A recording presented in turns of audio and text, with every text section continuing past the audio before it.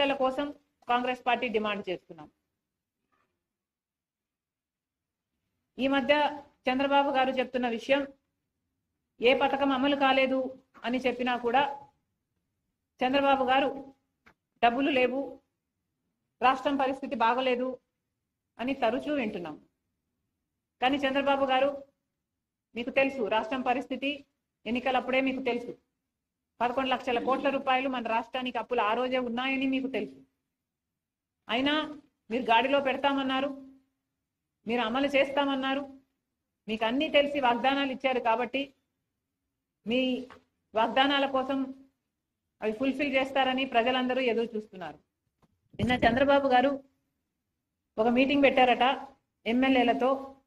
100 రోజుల పాలనపై 100 విజయాలు అంటూ ఒక కరపత్రం రిలీజ్ చేశారట. వీటిలో కొన్ని అంశాలు, ఇది చదివితే ఎవరికైనా, ఇది వింటే ఎవరికైనా నవ్వొచ్చేయి.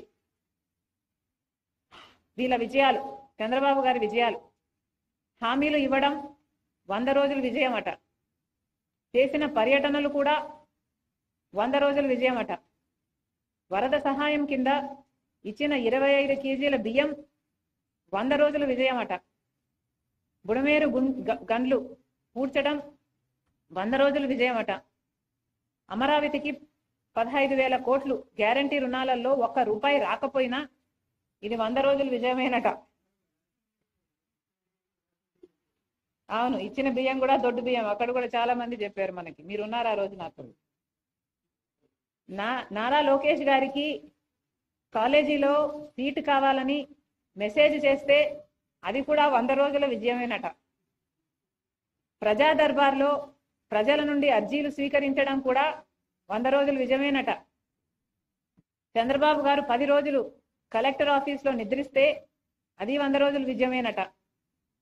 సౌదీ అరేబియా నుంచి ఒక తెలుగు కుటుంబాన్ని తిరిగి స్వస్థలానికి రప్పిస్తే అది 100 రోజుల విజయమేనట.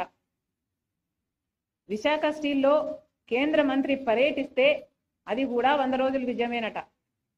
గత ప్రభుత్వం అమలు చేసిన పథకాల పేర్లు మార్చడం కూడా 100 రోజుల విజయమేనట. చంద్రబాబు గారికి నేను గుర్తు చేయాల్సిన అవసరం లేదనుకుంటా. ముఖ్యమంత్రిగా చంద్రబాబు గారికి ఎన్నో బాధ్యతలు. ఆ బాధ్యతలన్నీ మీరు విజయాలనుకుంటే మేము చెప్పగలిగింది ఏమీ లేదు. ఇంకా ఈ పక్కన పెడితే ఇంకా చాలా అంశాలు ఉన్నాయి మన రాష్ట్రానికి సంబంధించి. ప్రత్యేక హోదా అని మోడీ గారు మనకు మాటిచ్చారు. 10 సంవత్సరాల ప్రత్యేక హోదా ఇస్తానని 10 సంవత్సరాలు అయింది మనకు మాటిచ్చి. చంద్రబాబు గారు అదే బీజేపీ పార్టీతో కూటమి కట్టారు.